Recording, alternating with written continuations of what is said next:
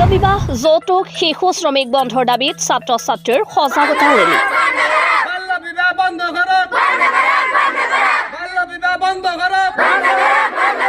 কামৰূপ জিলাৰ চমৰীয়া শিক্ষাখণ্ডৰ অন্তৰ্গত সোণতলীৰ পুৰাণ গাঁও এম.ই. মাদ্ৰাছাৰ ছাত্ৰ ছাত্ৰী শিক্ষক শিক্ষয়িত্ৰীসকলে বাল্যবিবাহ যৌতুক শিশু শ্ৰমিক মদ ভাং জুৱা তীৰ ড্ৰাগছ আদি মাদক দ্ৰব্যৰ বন্ধৰ দাবীত এক সজাগতা ৰেলী উলিয়ায়। উল্লেখ্য চৰকাৰৰ নিৰ্দেশ মৰ্মে চলি থকা বিদ্যালয় সপ্তাহ কাৰ্যসূচী মাজতে সজাগতা ৰেলী উলিয়াই উক্ত অসামাজিক কাৰ্যকলাপ বন্ধৰ দাবীত বাল্যবিবাহ বন্ধ কৰক, নাৰী নিৰ্যাতন বন্ধ কৰক, শিশু শ্ৰমিক নিয়োগৰ পৰা বিৰত থাকক আদি শ্লোগানেৰে পুৰাণ গাঁৱৰ আকাশ কঁপাই তোলে।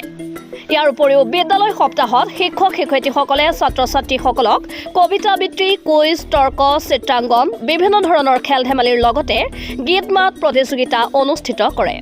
এই সজাগতা ৰেলীত বিদ্যালয়খনৰ শতাধিক ছাত্ৰ ছাত্ৰীৰ লগতে প্ৰধান শিক্ষক খলিলুৰ ৰহমানৰ লগতে সহ শিক্ষক শিক্ষয়িত্ৰী ক্ৰমে আবুল কালাম আজাদ, আব্দুৰ ৰহিম, স্বপ্ন চেত্ৰী, পম্পী শৰ্মা, শ্বহিদুল হক, ওমৰ আলী, জহৰ আলী উপস্থিত থাকি সততে সমাজত ঘটি থকা কুপ্ৰথা বন্ধ কৰাৰ দাবী জনায়।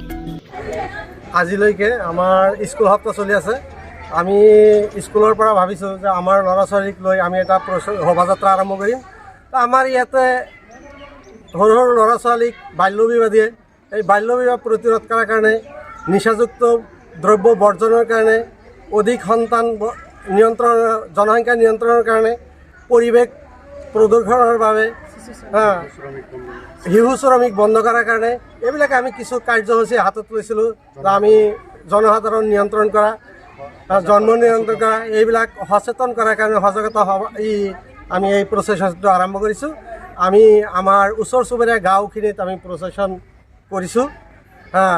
এইখিনি আমি ৰাইজক সজাগতা কৰাৰ কাৰণে আমাৰ এই স্কুল সপ্তাহৰ এসপ্তাহজোৰা কাৰ্যসূচী আমি এই শোভাযাত্ৰা দি পালন কৰিছোঁ। যিটো স্কুল সপ্তাহৰ সামৰণি অনুষ্ঠানত আমি এটা ৰাইজক সজাগ কৰাৰ কাৰণে বিভিন্ন ধৰণৰ ব্যৱস্থা আমি হাতত লৈছোঁ। যেনেকুৱা আমাৰ সমাজত সততে ঘটি থকা বাল্যবিবাহ, এই বাল্যবিবাহে আমাৰ সমাজখনক পংগু কৰি আছে। তাৰপিছত শিশু শ্ৰমিকবিলাকক নিয়োগ কৰি শিক্ষাৰ পৰা বঞ্চিত কৰি আছে। তাৰপিছত আমাৰ সমাজত যিবিলাক ঘটি আছে মদ জুৱা, এইবিলাকৰ পৰা যাতে ৰাইজবিলাক সজাগ হয়, তাৰ কাৰণে আমি এটা মেছেজ দিব বিচাৰিছোঁ ৰাইজক, যাতে এই যিবিলাক দখনীয়া কাম, এই দখনীয়া কামৰ পৰা যাতে ৰাইজবিলাক সজাগ হয়। তাৰপিছত আৰু এটা আছে আমাৰ সমাজত কুপ্ৰথা, এটা যৌতুক প্ৰথা।